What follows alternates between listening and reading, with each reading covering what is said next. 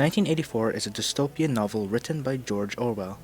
Published in 1949, the novel itself warns the readers about the dangers of a totalitarian government. During this time, the Cold War became the new looming terror that threatened civilization. Tensions grew between the United States and its allies versus the Stalinistic Soviet Union and its influenced territories. Orwell saw the growing threat of the ideologies of Stalinism as it encompassed totalitarianism. With this, 1984 portrays the theme of psychological manipulation through language and mind control, as well as the theme of totalitarianism. Psychological manipulation in the expression of language and mind control is a prevailing theme within Orwell's novel. A core belief that the party holds is that language controls the mind, as language is the foundation of thought. Without language, our thoughts will collapse due to the lack of infrastructure to build off of. With this, the party implemented a new system of language, Newspeak, which is essentially simplified English. When language simplifies, our thoughts become simple as well, and when thoughts simplify, human actions become limited to those simplified thoughts. Without language, intelligence diminishes. With that, manipulation becomes easier. Through the repression of language, the party is able to control the minds of its citizens and is portrayed throughout the novel.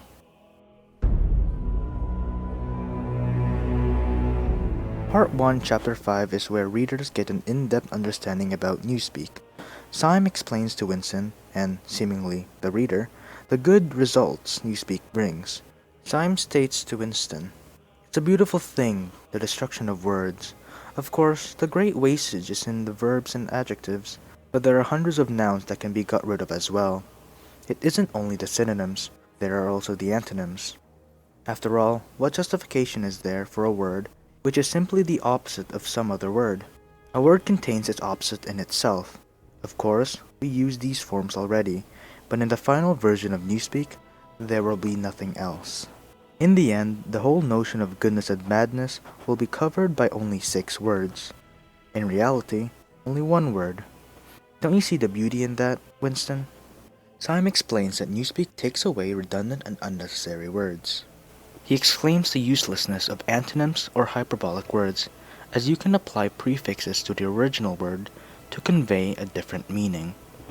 Of course, this is what the party wants, for people to use Newspeak and think nothing wrong of it. This is how the theme of psychological manipulation is present within this quotation. Word by word, the party is gaining control of the thoughts of the people, restricting diverse vocabulary to a more mundane, more expressionless set of words. If this continues, then soon enough, expression of oneself will be limited to the most basic of words, removing complexity and elaboration. This limits one's ability to rebel.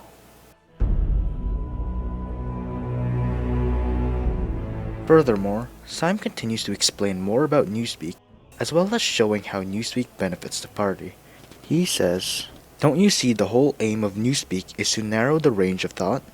In the end, we shall make thought crime literally impossible, because there will be no words in which to express it.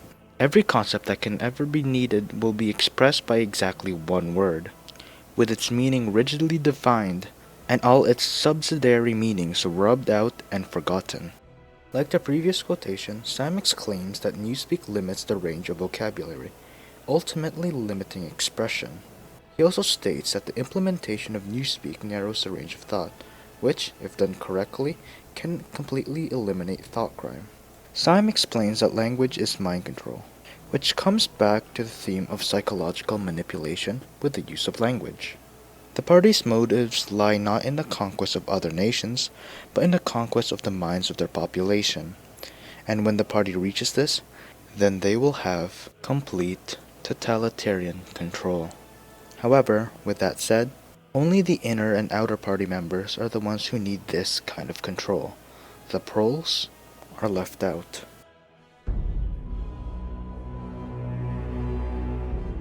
In Part 1, Chapter 7, Winston reflects on the current position of the proles. In his diary, he wrote, "Until they become conscious, they will never rebel, and until they have rebelled, they cannot become conscious."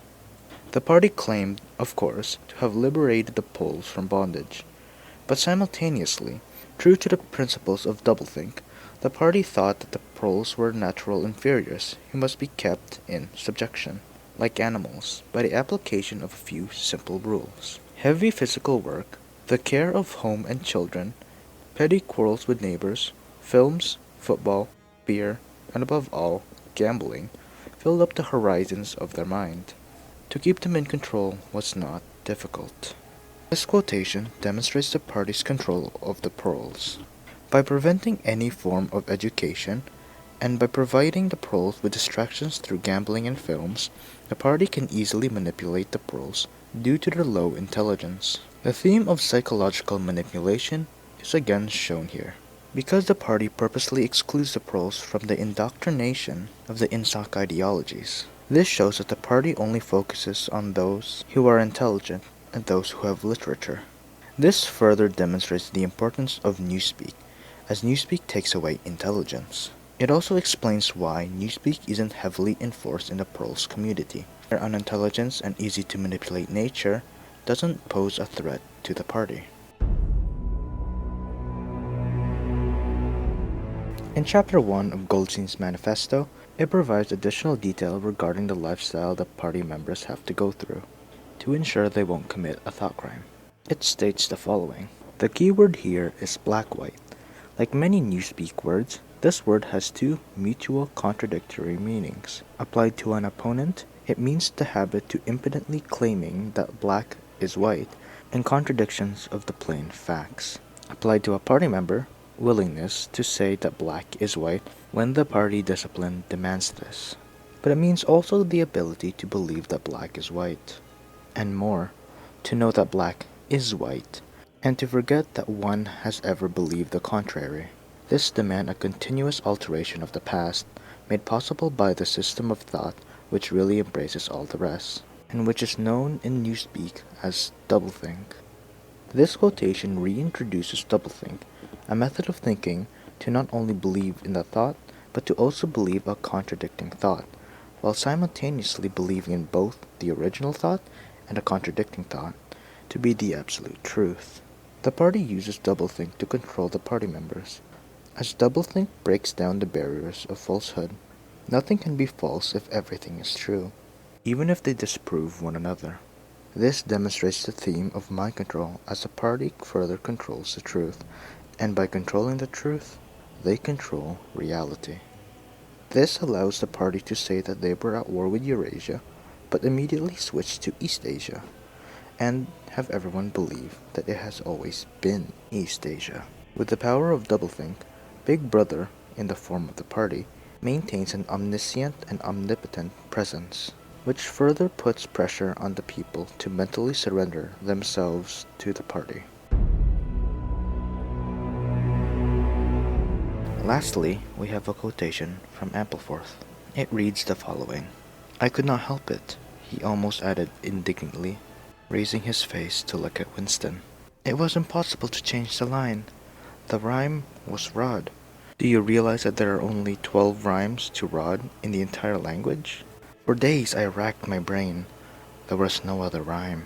This quotation further demonstrates the linguistic restrictions the party enforces. Any mention of faith or religion can lead to incarceration. In Oceania, religion is prohibited. Religion demonstrates a form of worship directed to a greater figure than the party itself, which essentially prevents the party from controlling the worshippers. The theme of language and mind control is present here, as the party enforces the restrictions of language. Any word that mentions a greater entity than the party, such as the word God, is strictly prohibited.